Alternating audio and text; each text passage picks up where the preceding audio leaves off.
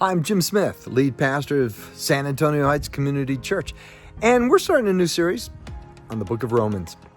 The Apostle Paul wrote that book, and they snuck it into the churches in Rome. And what an impact that letter to the Roman church has had on history. Martin Luther said that that actually changed his life, reading the book of Romans. He was a Catholic priest, read the book of Romans and said, man, what we've been doing is all wrong. John Calvin, a great reformer, said, if you read the book of Romans, you'll understand the entire Bible. And so we want to look at the first part of Romans. The first 7 chapters are really like questions that you can answer. Like, what does God want from me? Where does evil come from? And today, how can I have an impact on people in my life? And really, you have to say, let's look at how Paul had an impact on people in his life during his lifetime living in the Roman Empire. I think one of the things that Paul had is that he had a sense of purpose, a mission. He was on a mission sent by God, chosen by God, and we all are. We have a sense of a calling, and God says, I want you to do this for me. We're all called by God. We have a mission.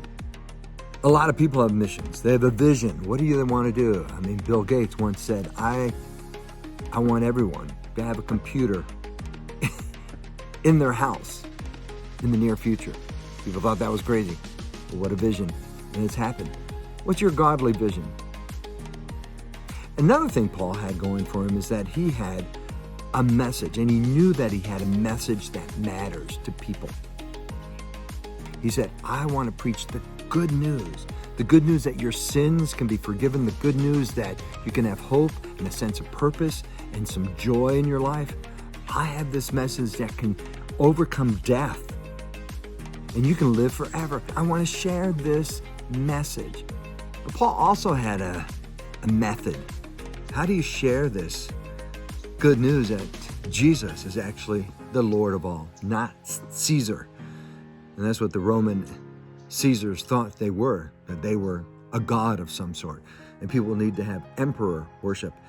Well, he came in and shared his message because that was his mission, but his method was his circle of influence.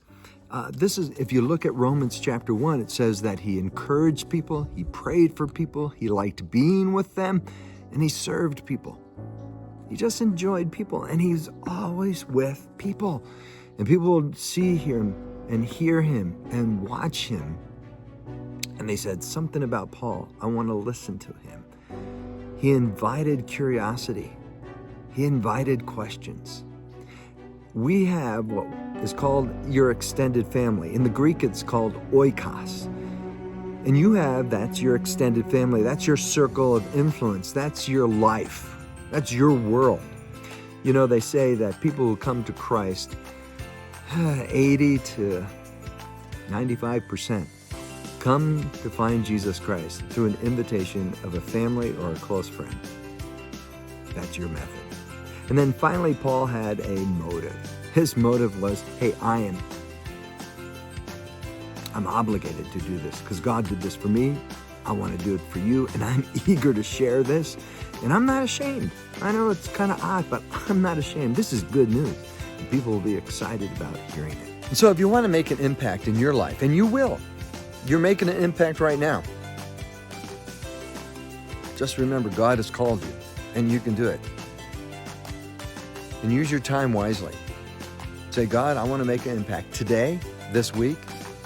What the words you say, what you do. It's kind of like when the Titanic sunk. There were lifeboats, and people were going around saying, we've got to save these people from drowning. And if you're a Christian, you're in a lifeboat, but there are people around you drowning. And hopefully you're eager and willing and not ashamed to go after them and share the good news. Jesus saves, not you, but you're the instrument he uses. And if you don't know Jesus Christ right now, invite him to come into your life. Ask him to forgive you of your sins. Tell him that you're repenting of all the things that you have done wrong. You want him to forgive you, and he'll come in and forgive you of all your sins, past, present, and even future.